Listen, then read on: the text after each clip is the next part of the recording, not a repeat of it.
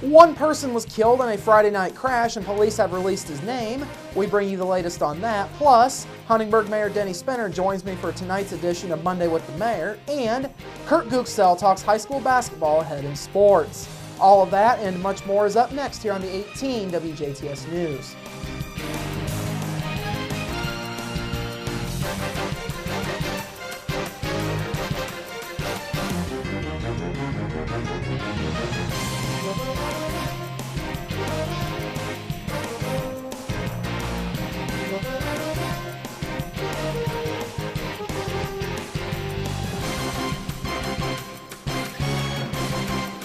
Hello, I'm Bradford Raths. We begin this evening with another fatal accident in Dubois County, this one claiming the life of a Huntingburg man. Dubois County Sheriff's deputies responded to a report of a vehicle accident with entrapment along County Road 400 South near County Road 550 West just before 11:50 p.m. on Friday evening. When deputies and Huntingburg police officers arrived at the scene, they found the vehicle inverted and about 2/3 submerged in the water. A deputy and Huntingburg officer jumped into the ditch to try and free the man, identified by police as 27-year-old Nicholas Ebert of Huntingburg, but they couldn't get him out of the vehicle. Ebert was later extricated by Huntingburg Fire Department personnel and was taken to Memorial Hospital, where he was later pronounced dead. Meanwhile, deputies say their investigation into the crash has found that 23-year-old Brian Hockenjos of Jasper had been driving the vehicle along County Road 400 South, roughly a quarter mile to the east of County Road 550 West, when he tried to navigate a 90-degree curve. Deputies say Hockenjos lost control on the gravel road and proceeded off of the north side of the roadway. The vehicle then went off of the road and down into the ditch. Deputies say the front of the vehicle went into the water first before it proceeded to flip over onto its roof. The vehicle came to rest facing westbound, and the passenger side was completely submerged underwater, according to sheriff's deputies. Now, Hockenjos and 3 other passengers in the vehicle, 23-year-old Noah Fritchley and a 22-year-old Kelly Essler, both of Jasper, as well as 24-year-old Austin Green of Newburgh, were able to get out of the vehicle. All 4 were checked on scene for hypothermia by EMS. Sheriff's deputies then determined that Hockenjos had been drinking prior to the crash. He was taken to Memorial Hospital to be treated for hypothermia and was later released to the Dubois County Sheriff's Department. His BAC was found to be 0.15%, or almost twice the legal limit. Hockenjos is currently being held without bond in the Dubois County Security Center. He is charged with a Class B felony for operating while intoxicated, resulting in fatality. He was additionally cited for driving too fast to avoid a collision. Sheriff's deputies say the accident still remains under investigation. Huntingburg Police, Indiana State Police, Indiana Conservation Officers, the Huntingburg Fire Department, Memorial Hospital EMS, and a wrecker from Cars all assisted sheriff's deputies. Now, this crash marks the first fatality on Dubois County roadways in 2014. 10 fatalities were recorded last year, which is the second highest total over the last 20 years. 2004 was the deadliest year in that time period, with 11 highway fatalities recorded in Dubois County. Turning now to other headlines this evening, one local company has made a key announcement regarding its future. This morning, Jasper-based Kimball International announced that a plan company officials say will enhance stock value has been approved by the company's board of directors. Now, the plan involves a tax-free spinoff of the company's electronic manufacturing services, or EMS, segment that will result in 2 standalone companies. These are Kimball International Incorporated and Kimball Electronics Incorporated. The new Kimball International will specialize in selling and manufacturing of office and hospitality furniture, while the Kimball Electronics division will specialize in manufacturing of electronics for the automotive, medical, industrial, and public safety markets. Both companies will be publicly traded. Kimball Public Relations Director Marty Vaught says it's a new day for the company. He says it will have a positive impact for shareholders and other interested folks. We think this will be very positive as 2 separate publicly traded companies.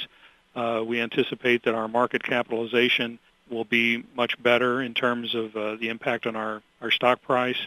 You know, there are a lot of companies, a lot of analysts out there, rather, that really don't understand the 2 segments. There are analysts that follow the furniture industry, there are analysts that follow the electronics industry, and virtually none who follow both. So we think there will be a lot more interest in the company. Vaught says the company remains hopeful that there will be all-around growth in the future. Well, obviously, our intent for the future is to grow both companies. We feel like we are very, very well established and well positioned for future growth in both the furniture industry and the electronics industry. So very, very positive outlook and very upbeat for what the future holds for both companies. The announcement also brought some other big news with it. Company officials announced that both current president and CEO James Tinn and chairman of the board Douglas Habig will be retiring from their respective roles at the completion of the changes. Company officials say Donald Sharon will become the new chairman of the board and CEO of Kimball Electronics, while current Chief Financial Officer Robert Schneider will become the chairman of the board and Chief Executive Officer of Kimball International. Company officials say Kimball International is expecting annualized revenues of about $550 million following the spinoff. Officials anticipate that Kimball Electronics will have annualized revenues of about $700 million following the spinoff. Company officials say the spinoff, which again is intended to be tax-free, should be completed in about 8 to 12 months.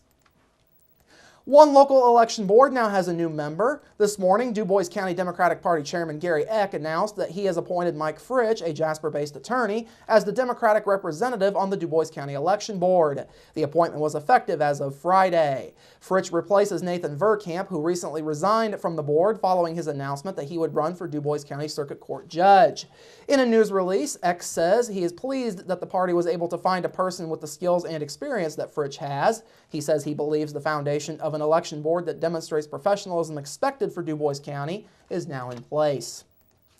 Speaking of elections, one area representative has announced that he will be running for office again. U.S. Representative Larry Bucshon, who has represented Indiana's 8th Congressional District since January of 2011, officially filed for re-election on Friday. Bucshon, a Republican out of Newburgh, was elected in 2010 to succeed Democrat Brad Ellsworth in Congress. Dubois, Crawford, Perry, Martin, Davies, Pike, and Spencer counties are among those in the 8th Congressional District. Bucshon, who is seeking his third term, has no announced Democratic challenger as of yet, but fellow Republican Andrew McNeil of Owen County has announced his intention to challenge Bucshon for the GOP nomination. Finally this evening, today was a busy day for emergency personnel in Dubois County. This afternoon, members of the Jasper Police Department and members of the Dubois County Emergency Response Team held training exercises at a vacant home in the 100 block of South Main Street in Jasper. Now, the Dubois County Emergency Response Team is made up of officers from the Jasper Police Department, the Dubois County Sheriff's Department, and the Huntingburg and Ferdinand Police Departments.